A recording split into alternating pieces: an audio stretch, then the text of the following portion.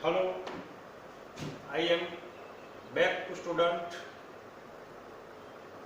હું પટેલ.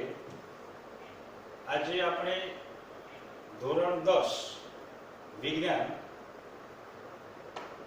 એમાં પ્રકરણ 1 રાસાયણિક પ્રક્રિયાઓ અને સમીકરણો એના ભાગ 2 તરફ જઈએ છીએ. અગાઉના ભાગની અંદર આપણે રાસાયણિક પ્રક્રિયાઓ કેવી રીતે થાય છે, પ્રક્રિયાનું સમીકરણ શાબ્દિક સ્વરૂપે અને સૂત્ર સ્વરૂપે કેવી રીતે લખી શકાય એ પણ આપણે ઉદાહરણ દ્વારા જોયું હતું, મૌખિક ચર્ચાઓ કરી હતી. એના પછી રાસાયણિક સમીકરણ કેવી રીતે લખવું, ભાગ લેતા પદાર્થો, ઉત્પન્ન થતા પદાર્થો એને શું કહેવાય, કેવી રીતે લખી શકાય, આ બધું આપણે જોયું. એના પછી રાસાયણિક સમીકરણ ને સમતોલિત કેવી રીતે કરવું એની પણ ચર્ચા આપણે અગાઉના વિડીયોમાં કરી હતી. તો હવે એનાથી થોડુંક આગળ આપણે રાસાયણિક પ્રક્રિયાઓ વિશે જોઈએ. તો આજે ભાગ 2 માં આપણે રાસાયણિક પ્રક્રિયાઓના પ્રકારો જોઈશું. તો શરૂ કરીએ આપણે રાસાયણિક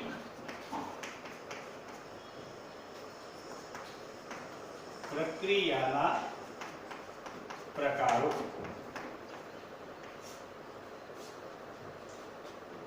તો રાસાયણિક પ્રક્રિયાઓ અનેક પ્રકારે થાય છે. એમાં આપણા લેવલે, આપણા સ્ટાન્ડર્ડે આપણે 5 પ્રકારની રાસાયણિક પ્રક્રિયાઓ વિશે જાણવાનું છે. તો આ રાસાયણિક પ્રક્રિયાના 5 પ્રકારો કયા છે એ આપણે જોઈએ. તો સૌપ્રથમ રાસાયણિક પ્રક્રિયાનો પ્રકાર જે આપણે જોવાનો છે તે સંયોગીકરણ રાસાયણિક પ્રક્રિયા. બીજા નંબરે વિઘટન રાસાયણિક પ્રક્રિયા. ત્રીજા નંબરે વિસ્થાપન રાસાયણિક પ્રક્રિયા. 4 દ્વિવિસ્થાપન રાસાયણિક પ્રક્રિયા. અને 5 ઓક્સિડેશન અને રિડક્શન રાસાયણિક પ્રક્રિયા. આ 5 પ્રકારો વિશે આપણે જોવાનું છે. તો આજે આપણે સૌપ્રથમ પહેલી રાસાયણિક પ્રક્રિયા સંયોગીકરણ રાસાયણિક પ્રક્રિયા વિશે જોઈએ. તો પહેલી સંયોગીકરણ પ્રક્રિયા.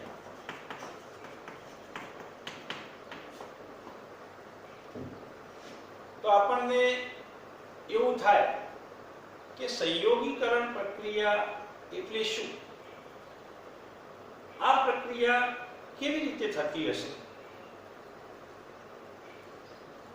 તો શબ્દ પ્રમાણે જો આપણે વિચારીએ તો સંયોગીકરણ એટલે કે સંયોગ, સંયોજાવું, જોડાવું. તો જોડાવું, કોણ જોડાય? તો રાસાયણિક પ્રક્રિયાની અંદર ભાગ લે છે પદાર્થ. તત્વ હોય, સંયોજન હોઈ શકે, જે રાસાયણિક પ્રક્રિયાની અંદર ભાગ લે છે, જેને આપણે પ્રક્રિયકો કહીએ છીએ.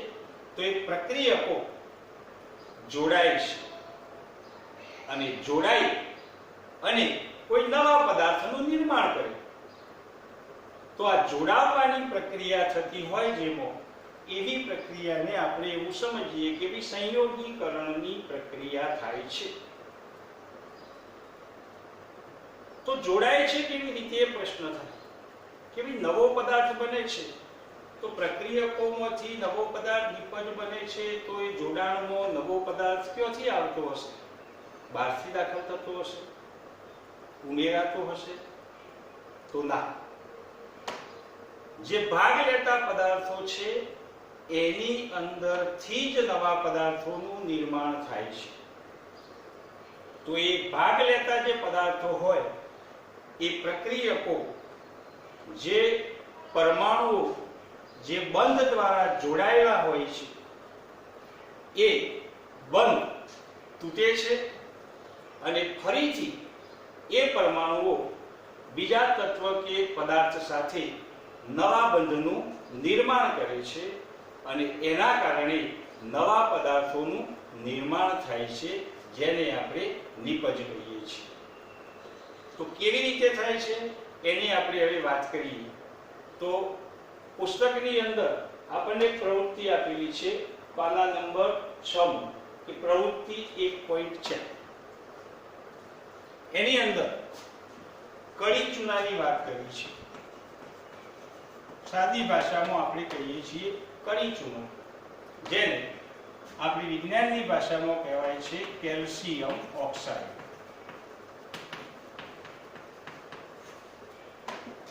અને એનું અણુસૂત્ર આપણે અગાઉના ધોરણોની અંદર અણુસૂત્ર બનાવતા શીખી ગયા છીએ. એટલે એનું અણુસૂત્ર થાય છે CaO, કેલ્શિયમ ઓક્સાઇડ, જેને આપણે ઘેર જોયેલું છે. કારણ કે આપણા ઘરોની અંદર દિવાળી સમયે દિવાલોને સફેદ રંગથી આપણે ધોળીએ છીએ. તો એ દિવાલોને ધોળવા માટે આપણે આ કળી ચૂનાનો ઉપયોગ કરીએ છીએ અને ઘેર આપણે પ્રક્રિયા કરીએ છીએ.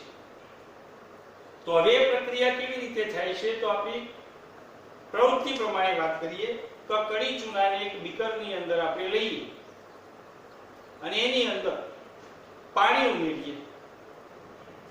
તો આપણે જોઈએ તો કળી ચૂનામાં પાણી ઉમેરવાથી કળી ચૂનો ફૂટે છે, ગરમી ઉત્પન્ન થાય છે અને ગરમી ઉત્પન્ન થવાના પરિણામે એ જે કળી ચૂનો જે છે એ પાણી સાથે પ્રક્રિયા કરે છે અને એના પરમાણુઓ જે બંધ છે એ બંધ તૂટે છે અને પરમાણુઓ બીજા નવા પરમાણુઓ સાથે નવા બંધ બનાવે છે અને નવા પદાર્થનું નિર્માણ કરે છે અને જેને આપણે નિપજ તરીકે ઓળખીએ છીએ.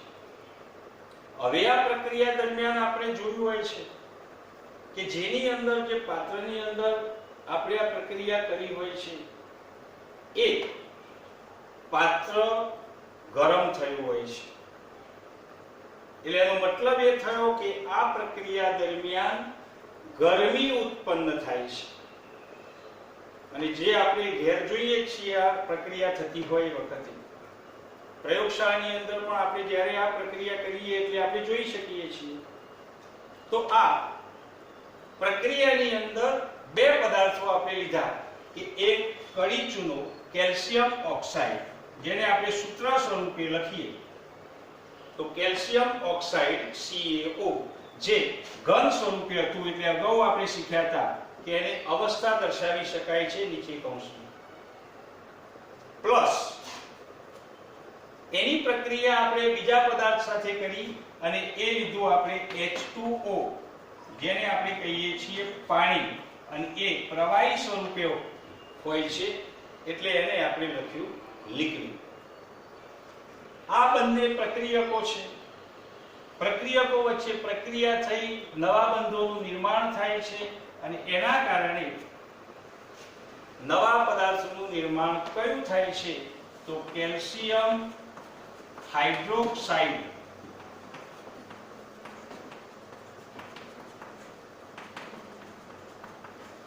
નું નિર્માણ થાય છે.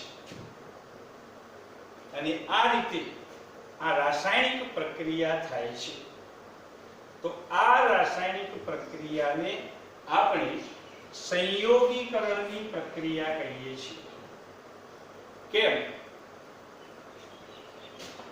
તો બે પ્રક્રિયકો ભાગ લે છે અને બંને પ્રક્રિયકો જોડાઈ નવા પદાર્થનું નિર્માણ કરે છે, જે નિપજ છે, અને નિપજ એક જ ઉત્પન્ન થાય છે.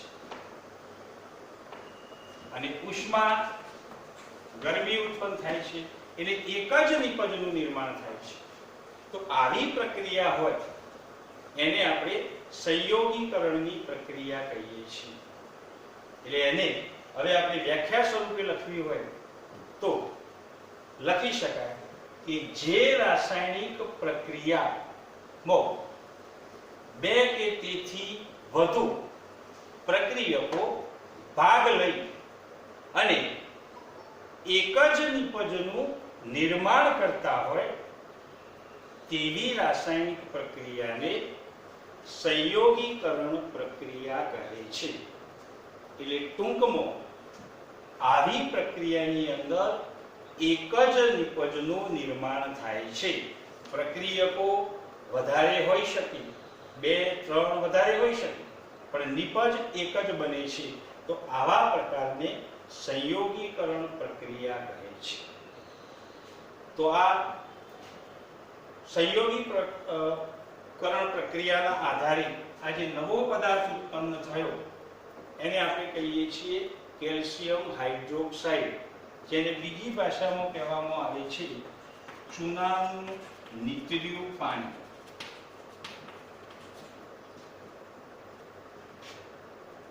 હવે આ ચૂનાના નીતર્યા પાણીનો ઉપયોગ આપણે કેવી રીતે કરી શકીએ?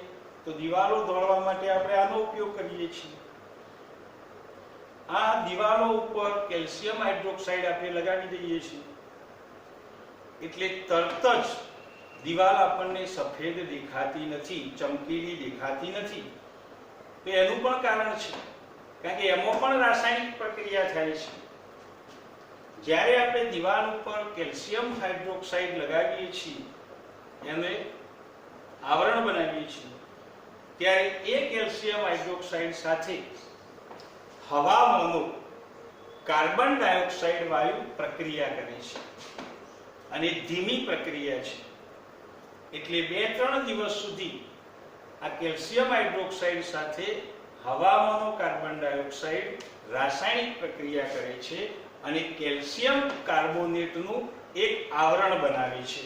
આપણે એને પણ પ્રક્રિયા સ્વરૂપે લખીએ તો કેલ્શિયમ હાઇડ્રોક્સાઇડ પ્લસ હવામાંનો કાર્બન ડાયોક્સાઇડ, જેનું અણુસૂત્ર છે CO2, અને એ પ્રક્રિયા કરી ધીમી પ્રક્રિયા છે અને દિવાલ ઉપર એક પડ બનાવે છે કેલ્શિયમ કાર્બોનેટ.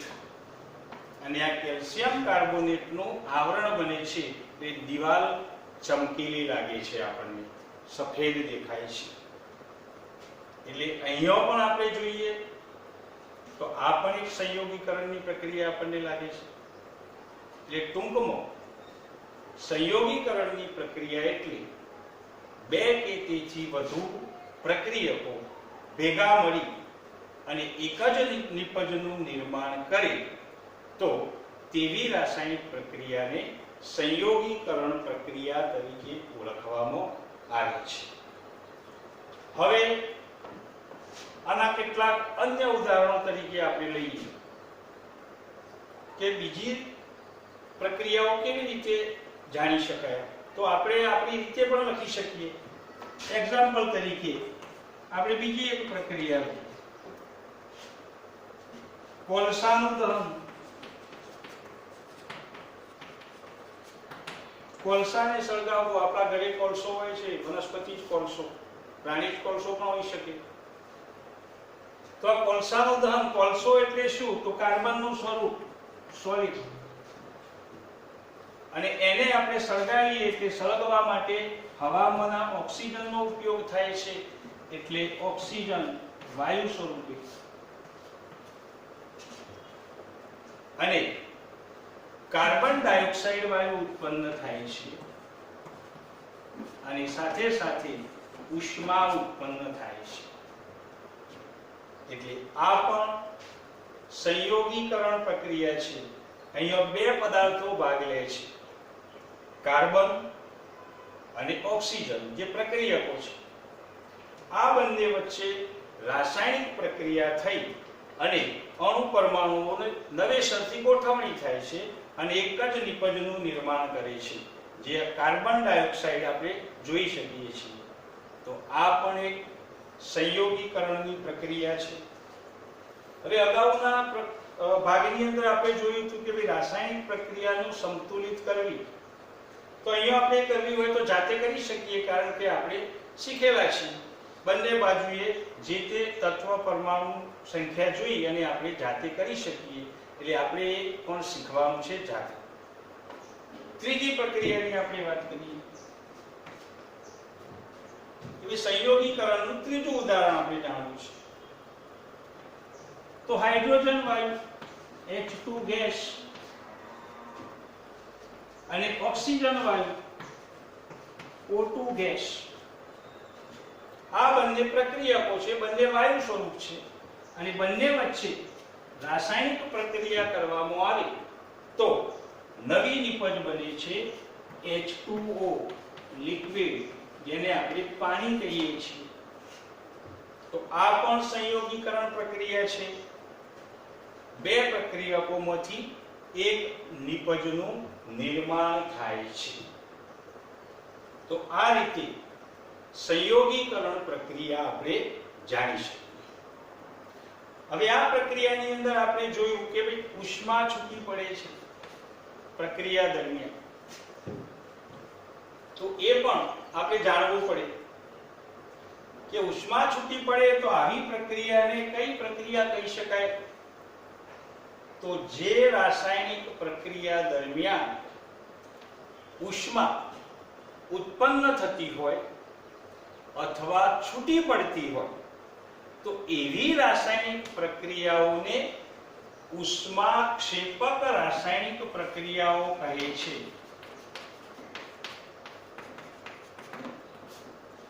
એટલે ટૂંકમાં પ્રક્રિયા દરમિયાન ઉષ્મા ઉત્પન્ન થતી હોય તો એવી રાસાયણિક પ્રક્રિયાઓને ઉષ્માક્ષેપક રાસાયણિક પ્રક્રિયાઓ કહે છે. તો આપણને પરીક્ષાની અંદર આ પણ પ્રશ્ન પૂછી શકાય કે ઉષ્માક્ષેપક પ્રક્રિયા એટલે શું, ઉદાહરણ આપો. તો એ પણ આપણે આપી શકીએ. એની વ્યાખ્યા લખી શકીએ કે જે રાસાયણિક પ્રક્રિયા દરમિયાન ઉષ્મા ઉત્પન્ન થતી હોય તે રાસાયણિક પ્રક્રિયાને ઉષ્માક્ષેપક રાસાયણિક પ્રક્રિયા કહે છે. ઉદાહરણ તો આપણે આ પણ ઉદાહરણ આપી શકીએ. કેલ્શિયમ ઓક્સાઇડ અને પાણી સાથેની પ્રક્રિયાથી ઉષ્મા ઉત્પન્ન થાય છે, તો આ એક ઉષ્માક્ષેપક પ્રક્રિયા છે. એ જ રીતે આ પણ પ્રક્રિયા કોલસાનું દહન, કે ભાઈ કાર્બનને અથવા તો કોલસાને ઓક્સિજન સાથે પ્રક્રિયા કરવામાં આવે તો કાર્બન ડાયોક્સાઇડ વાયુ ઉત્પન્ન થાય છે. એ સંયોગીકરણ પ્રક્રિયા તો છે જ, પણ સાથે સાથે પ્રક્રિયા દરમિયાન ઉષ્મા ઉત્પન્ન થાય છે, એટલે આ ઉષ્માક્ષેપક પ્રક્રિયા છે. આવી અન્ય ઉદાહરણો પણ આપણે આપી શકીએ. દાખલા તરીકે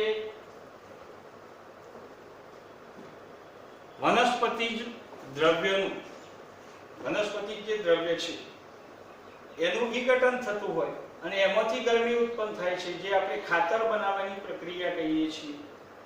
તો એ ખાતર બનાવવાની પ્રક્રિયાની અંદર પણ ઉષ્મા ઉત્પન્ન થાય છે, તો એ પણ એ ઉષ્માક્ષેપક પ્રક્રિયા છે. એ જ રીતે આપણી શ્વસનની પ્રક્રિયા, આપણે જે શ્વસન કરીએ છીએ એ પણ ઉષ્માક્ષેપક પ્રક્રિયા છે, કારણ કે શ્વસનની અંદર અંતે ઊર્જા ઉત્પન્ન થાય છે. એટલે શ્વસન એ પણ ઉષ્માક્ષેપક પ્રક્રિયા છે, કારણ કે આપણે જે ખોરાક ખાઈએ છીએ એ ખોરાકની અંદર જુદા જુદા ઘટકો રહેલા હોય છે. કાર્બોદિત, પ્રોટીન, વિટામિન, ચરબી, જે આપણા શરીરની અંદર પાચન થાય છે અને આ ઘટકો છૂટા પડે છે અને એનું સરળ પદાર્થોમાં રૂપાંતર થાય છે. અને એ ધારો કે કાર્બોદિત પદાર્થનું ગ્લુકોઝમાં રૂપાંતર થયું તો એ ગ્લુકોઝ એ પરિવહન તંત્ર મારફતે કોષોની અંદર પહોંચે છે અને કોષની અંદર ગ્લુકોઝ પહોંચ્યા પછી એટલે કે ગ્લુકોઝ વધતા આપણે શ્વસનથી ઓક્સિજન વાયુ લઈએ છીએ તો એ ઓક્સિજન સાથે પ્રક્રિયા કરે છે અને એ પ્રક્રિયા દરમિયાન ખોરાકમાંથી ઉર્જા ઉત્પન્ન થાય છે અને એ ઉર્જાથી આપણે કામ કરી શકીએ છીએ. એટલે એ પણ ઉષ્માક્ષેપક રાસાયણિક પ્રક્રિયા છે. તો આજે આપણે આ એક પ્રક્રિયા વિશે વાત કરી. આવતી વખતે ત્રીજા ભાગની અંદર આપણે બીજી પ્રક્રિયાઓની વાત કરીશું.